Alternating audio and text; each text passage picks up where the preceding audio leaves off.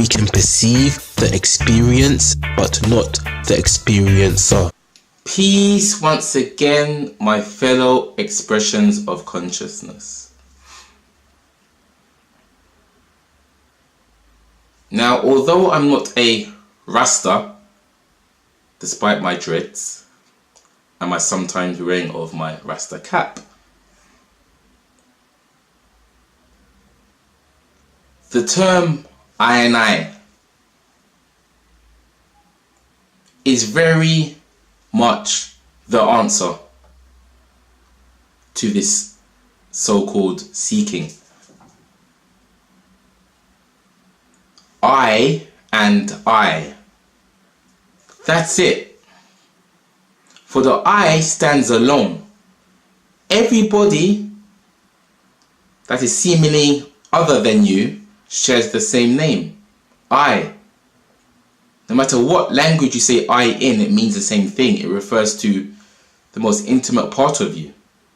I am doing, referring to this doer. I am feeling. I have success. I have poverty, richness, a girlfriend, a boyfriend. I do. The Most High is I. The Most High says I. You say I. Now you may be thinking, but I cannot fly. I will die. That's because you are identifying with the wrong I. The I you are identifying with that believes it can die is just that, a belief. What is a belief? A thought. And is a thought you?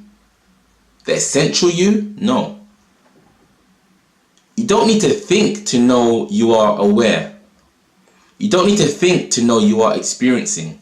That is the true I, the I that never shows itself. It is just known. It's like the director of this movie we call life. It is aware of the thought I. So it's a different I. There was the I am going to the vegan shop to get my Ital food. And there was the I that is just aware of that thought. Quietly, silently, in the stillness. Aware of all. For all the smaller I's that we call people, individuality, arise out of the larger, imperceivable I. I and I. So you have the larger I and the smaller I's that come out of it. These smaller I's believe they are separate from the larger I.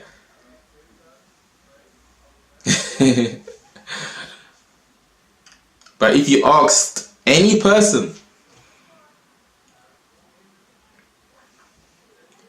do you exist? They will say, yes, I do. Oh, I do.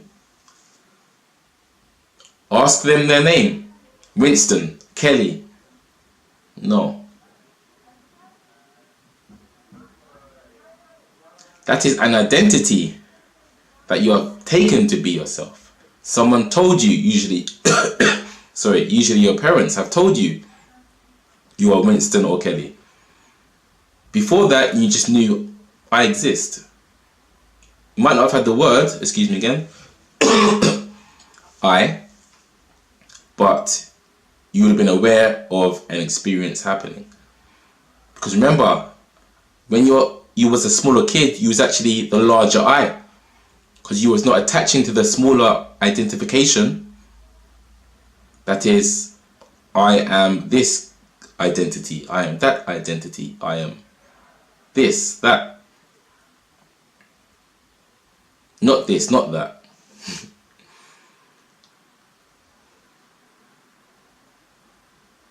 I and I.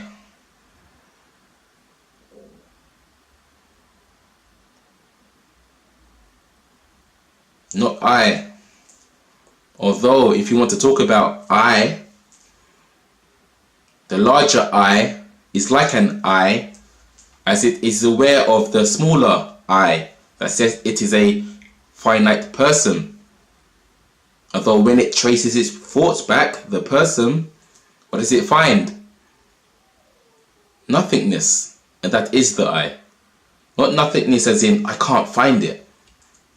Actual no thingness. That is the larger I.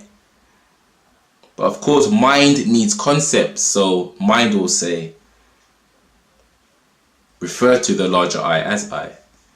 With a word. It has to. It needs a word. Mind needs forms. And words are forms. Emotions are forms. Sensations are forms.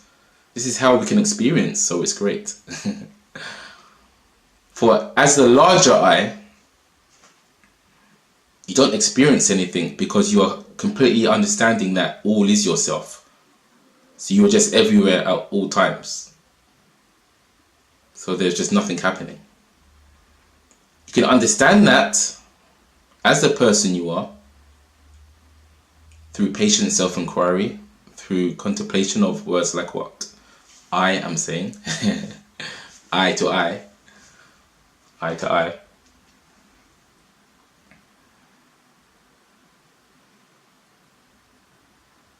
Yes, again, I'm not a Rasta, but the expression of consciousness that I am does have a Jamaican background, thus has grown up with these concepts, which I did not understand before, but always heard of it.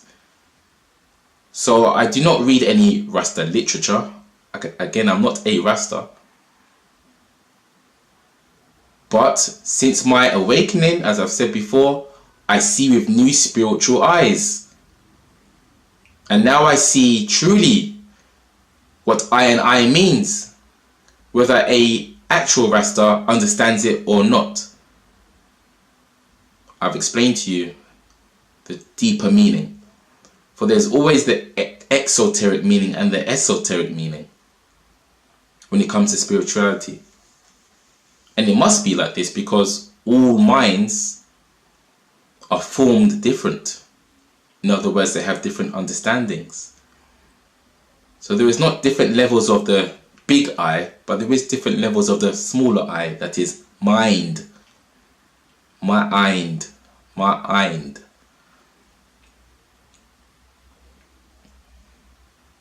You see, even in the word mind, the I has to be small.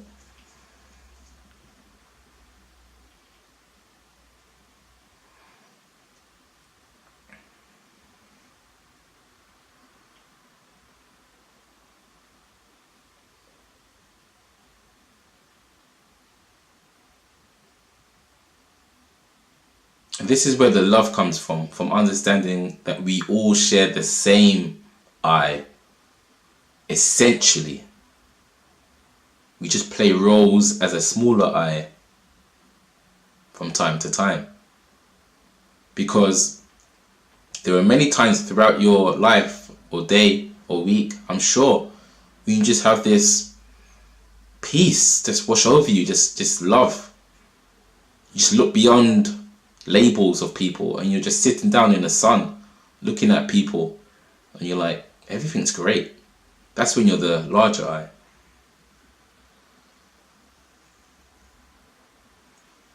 Or just knowing that everything will be okay in everybody's life,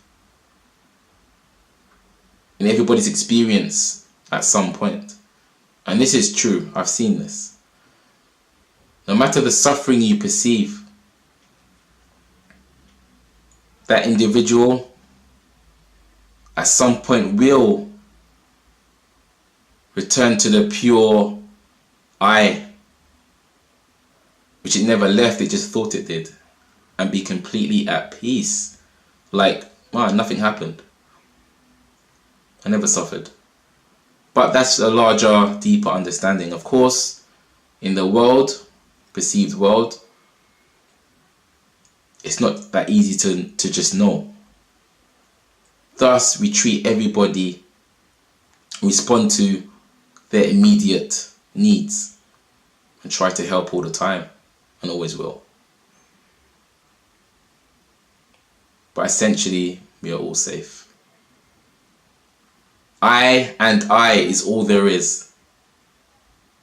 Everything else after that is imagination. If you like the video, please like the video, share to your friends, subscribe would be fantastic. Have a wonderful day or evening. Peace.